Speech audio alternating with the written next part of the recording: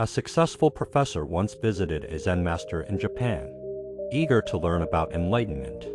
The monk welcomed him, offered tea, and listened politely as the professor spoke non-stop about philosophy, psychology, religion, all the things he already knew.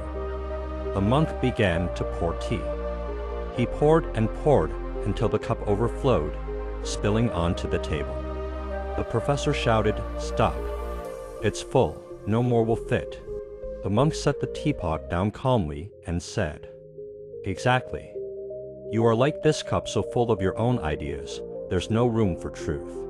If you truly seek wisdom, first empty your cup." The professor fell silent. For the first time, he listened. Years passed. The man became one of the most humble and wise teachers in his country. Not because he gathered more, but because he learned how to let go.